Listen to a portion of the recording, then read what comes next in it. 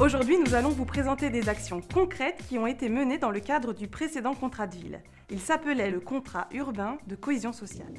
Le contrat de ville de Sénart associe de nombreux partenaires et permet la réalisation d'actions dans des domaines très divers tels que l'accès à l'emploi, la santé, l'éducation, la vie sociale, culturelle et sportive, le logement et le cadre de vie ou encore la lutte contre les discriminations. Pour illustrer ces actions, nous vous proposons de faire un tour de Sénart en vous présentant 3 réalisations concrètes qui ont été soutenues dans le cadre du contrat de ville entre 2007 et 2014.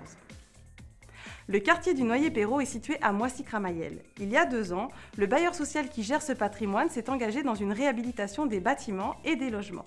Les travaux d'isolation des façades, de remplacement des fenêtres et la réfection des salles de bain ont participé à l'amélioration de la qualité de vie. En effet, les montants investis par le bailleur sont sans précédent pour une opération de réhabilitation.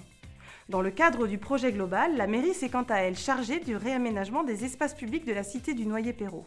Les parkings et les espaces verts attenants ont ainsi été entièrement requalifiés. La mairie a obtenu pour cet aménagement un soutien financier important de la part de la région. Pour ce projet, plusieurs acteurs se sont mobilisés avec les habitants afin d'améliorer leur cadre de vie. Dans le domaine de l'insertion, partons à présent découvrir l'atelier textile de l'association Pige. Pige, c'est le service insertion de la DSEA de Seine-et-Marne. dont l'objectif principal, c'est travailler l'insertion sociale et professionnelle des publics qu'on accueille. Alors avec différents pôles d'activité, de la formation, l'insertion par l'activité économique, de l'accompagnement vers l'emploi et la mobilité. Ici, plus particulièrement, on est dans le cadre de l'atelier textile, dont la spécificité est d'accueillir des personnes principalement en situation de l'illettrisme ou de difficultés linguistiques. L'idée étant de travailler avec elles leur accessibilité à l'emploi. Le financement ne repose pas uniquement sur les financements politiques de la ville, même s'ils sont importants, puisqu'effectivement ils nous ont permis de développer des axes qu'on ne menait pas jusqu'à maintenant. Et là, à partir de 2014, on fait appel à des fonds européens pour nous permettre d'abord de cofinancer les actions qu'on mène et surtout de pouvoir les développer, notamment sur un aspect qualitatif. Les centres sociaux sont des lieux qui développent des projets avec les habitants. Découvrons le centre social Françoise Dolto à Savigny-le-Temple. Alors, les actions que nous menons en lien avec la politique de la ville sont de 3 types.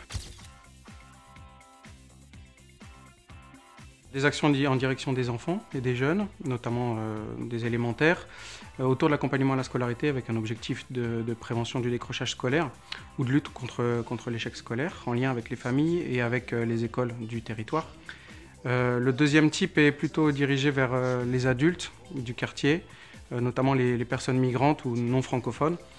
Et c'est des ateliers sociolinguistiques qu'on retrouve assez classiquement dans les centres sociaux.